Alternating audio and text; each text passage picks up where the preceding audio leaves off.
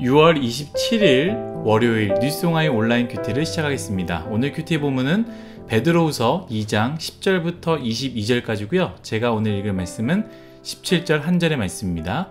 이 사람들은 물 없는 샘이요 광풍에 밀려가는 안개니 그들을 위하여 캄캄한 어둠이 예비되어 있나니 아멘.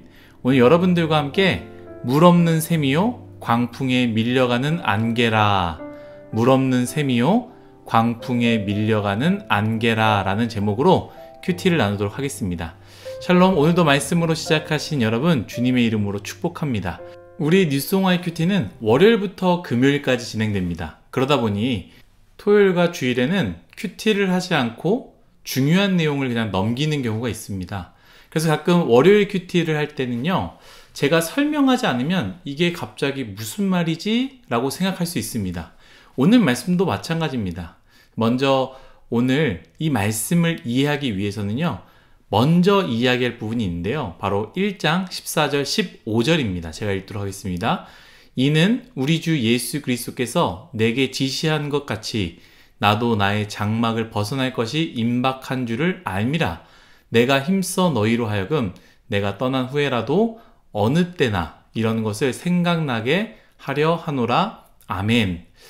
베드로는요, 자신의 마지막을 직감했습니다. 그래서 베드로 후서는 베드로의 마지막 편지이자 마지막 설교이다 라고도 이야기하지 않았습니까? 그러니 우리가 이 베드로 후서를 읽을 때 이 당시 베드로는 어떠했는가를 알면 이 말씀을 이해하는 데 더 쉽습니다.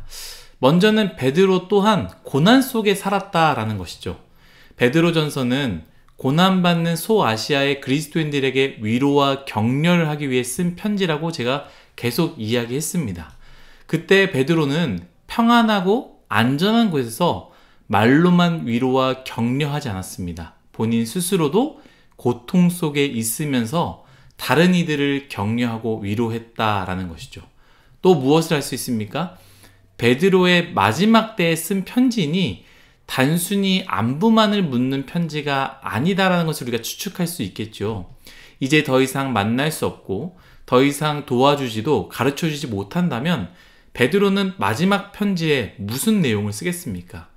여러분들이 만약 베드로와 같은 상황이라면 편지에 무슨 내용을 쓰겠습니까? 베드로의 가장 큰 걱정은요, 바로 거짓 선생, 거짓 교사였습니다. 베드로는 소아시아에 있는 그리스도인들에게 다른 것이 아니라 거짓 선생을 주의하라 라고 경고의 이야기를 했다라는 것이죠. 어제 큐티에 거짓 선생, 거짓 교사, 곧 이단에 대해서 이야기를 했는데요. 2장 1절 우리가 읽지 않았지만 제가 한번 읽도록 하겠습니다. 그러나 백성 가운데 또한 거짓 선지자들이 일어났었나니 이와 같이 너희 중에도 거짓 선생들이 있으리라. 아멘. 거짓 선지자들이 일어났는데 이와 같이 너희 중에도 거짓 선생들이 있다라고 베드로는 이야기하고 있습니다. 이 부분을 자세히 봐야 합니다. 거짓 교사들이 몰래 찾아왔다라고도 생각할 수 있지만 동시에 너희 중에서도 거짓 선생의 말을 듣고 거짓 선생의 길을 들어선 사람이 있다라고도 말할 수 있습니다. 사랑하는 뉴스송아 여러분, 거짓 교사, 거짓 선생, 아니 굳이 꼭 이단만이 아니라 하나님의 길에서 벗어나 공동체를 어렵게 하고 공동체를 깨뜨리게 하는 사람들은 하늘에서 뚝 떨어지지 않습니다.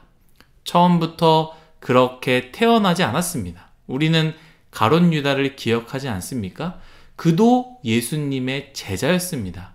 스스로 욕심과 욕망으로 타락하였고 마음을 지키지 않으므로 미혹됨으로 그렇게 되었다는 것을 우리는 잘 알고 있습니다. 여러분, 나는 아니겠지라는 생각하지 마십시오. 우리가 마음을 지키지 않으면 우리 또한 한순간에 무너지게 됩니다. 나도 모르게 나는 이것이 옳다고 스스로 믿지만 결국 내가 하고 있는 말이, 내가 하고 있는 행동들이 공동체를 깨뜨리고 무너뜨릴 수 있다는 것을 우리는 꼭 기억해야 됩니다. 베드로는 그러면서 거짓 교사들이 실제 하는 것이 무엇인지, 단순히 잘못된 교리를 가르친다라는 것으로만 끝나는 것이 아니라 잘못된 교리를 가르치는 것이 영적으로 그리고 하나님께 어떤 잘못을 하는지에 대해서 설명하는데요. 그게 바로 오늘 말씀의 시작입니다. 제가 하나씩 이야기를 해보겠습니다. 10절입니다. 육체를 따라 더러운 정욕 가운데서 행하며 주관하는 일을 멸시한다. 그리고 영광 있는 자들을 비방한다. 12절입니다. 본래 잡혀 죽기 위하여 난 이성 없는 짐승 같아서 스스로 무엇을 하는지 모른다. 13절입니다. 낮에 즐기고 노는 것을 기쁘게 여기는 자들이니 그들의 속임수로 즐기고 논다. 마지막 14절입니다. 음심이 가득한 눈을 가지고 범죄하기를 그치지 아니하고 굳세지 못한 영혼들을 유혹한다. 이렇게 말하고 있습니다. 여러분, 이단 악합니다. 일단 숨어서 자신들의 정체를 제대로 밝히지 않고 몰래 의도적으로 접근해서 기만하는 행위 얼마나 악합니까? 뿐만 아닙니다. 단순히 이단뿐만 아니라 믿음이 연약한 사람들에게 신앙을 무너뜨리고 교회와 멀리하게 만들고 세상에 훈수를 두면서 공동체를 무너뜨린 것 또한 그것 자체가 악한 것입니다. 그런데 오늘 말씀 무엇이라 말하느냐? 그 악한 행동들이 어떤 사람에게만 행했기 때문에 그 사람에게만 잘못한 것이 아니라 그것은, 그 악한 행동은 하나님을 멸시하는 행동과 연결이 되는 거고요. 영광이 있는 자들을 비방하는 것으로 연결이 됩니다. 스스로 이성이 없는 짐승이 되는 길로 들어서게 되는 것이며 속이며 범죄하는 것과 같다라고 오늘 말씀은 이야기하고 있습니다. 경고합니다. 혹시 뉴스옹와이 중에 순수한 의도가 아니라 좋지 않은 의도로 접근한 사람들이 있다면 멈추십시오. 당연히 이단은 말할 것도 없고요. 하나님이 없이 혹은 하나님의 이름을 가져와 자신의 욕구를 채우거나 자신의 욕심을 채우기 위해 공동체에 왔다면 멈추십시오. 왜냐하면 그것은 누구 한 사람을 속이는 것이 아니라 주관자이신 하나님을 속이는 것이며 믿는 우리 모두를 속이는 행위이기 때문입니다.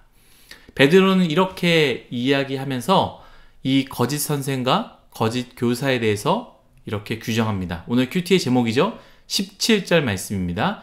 이 사람들은 물 없는 샘이요 광풍에 밀려가는 안개니 그들을 위하여 캄캄한 어둠이 예비되어 있나니 아멘. 물 없는 샘이고 광풍에 밀려가는 안개다. 베드로가 왜 이렇게 표현했을까요? 허상이다, 금방 사라진다, 아무것도 아니다 라는 것을 표하는 방법이기도 하지만 그것과 반대로 영원한 말씀을 부각시키기 위해서 이렇게 표현한 것 같습니다.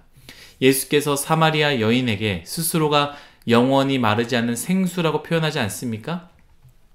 진리의 말씀, 곧 예수님만이 마르지 않는 영원한 생명의 물이다라는 것이죠. 아까 이단들, 거짓 교사, 거짓 스승들은 물이 없는 샘이지만 예수님만이 바로 마르지 않는 영원한 생명의 물이다라는 것이죠. 또 우리는 출애굽기의 구름 기둥을 생각할 수 있습니다.